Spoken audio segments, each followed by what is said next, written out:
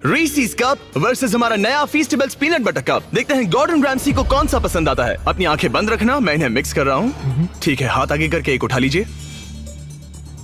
ये से सूंघ रहे हैं। इसका स्वाद अच्छा है, काफी स्मूथ है। और अब दूसरा ट्राई करिए। ये रफ है।